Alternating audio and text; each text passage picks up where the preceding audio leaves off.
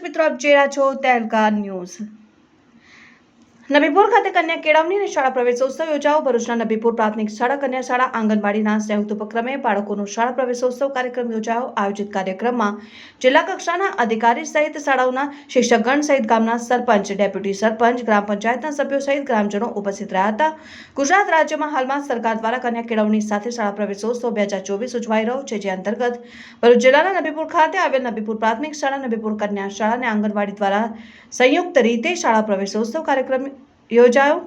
આયોજિત કાર્યક્રમમાં અતિથિ વિશેષ તરીકે ભરૂચ જિલ્લા કક્ષાએથી રેલેશ કાસુંદરા, અશોકભાઈ મકવાણા અને તાલુકા પંચાયતના સભ્ય દાઉદભાઈ ઉપસ્થિત રહ્યા હતા અને કાર્યક્રમની શરૂઆત દીપ પ્રાગટ્ય કરીને કરવામાં આવી। ત્યારબાદ કન્યા શાળાની છાત્રાઓ દ્વારા સ્વાગત ગીત રજૂ કરાયું। કુમાર શાળાના બાળકે પોતાના વક્તવ્યમાં પર્યાવરણ ઉપર વિશેષ ભાર મૂકીને વૃક્ષારોપણને મહત્વ આપતા જણાવ્યું। બંને શાળાના આચાર્યોએ વાલીઓની બાળકો પ્રત્યેની જવાબદારીઓ અંગે ધ્યાન દોર્યું હતું। આયોજિત કાર્યક્રમમાં આંગણવાડીમાં અને ધોરણ 1માં પ્રવેશ મેળવનારા બાળકોને પ્રવેશ અપાયો હતો અને સમારંભના અંતે કન્યા શાળાના પટાંગણમાં આમંત્રિતોના હસ્તે વૃક્ષારોપણ કરાયું। રિપોર્ટર રવિ સૈયદ, તહેલકા ન્યૂઝ, નબીપુર, ભરૂચ।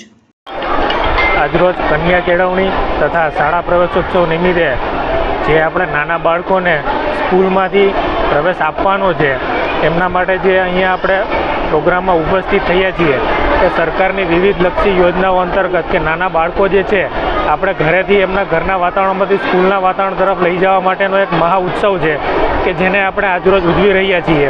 તેમજ આજરોજ જે આપણે ડિજિટલ ઇન્ડિયા અને મેક ઇન ઇન્ડિયા નિમિત્તે જે આપણા માનનીય વડાપ્રધાન સાહેબ છે કીધું કે ભાઈ કન્યા કેળવણી કરશું તો જ આપણે સામાજિકમાં જે અત્યારે જે છે એને આપણે સુધારી શકશું। એટલે અત્યારે જે આ પ્રસંગને અનુરૂપ એક જ વસ્તુ છે કે ભાઈ શિક્ષણ હશે તો જ આપણે આગળ વધી શકશું અને દુનિયા સાથે તાલ મિલાવી શકશું।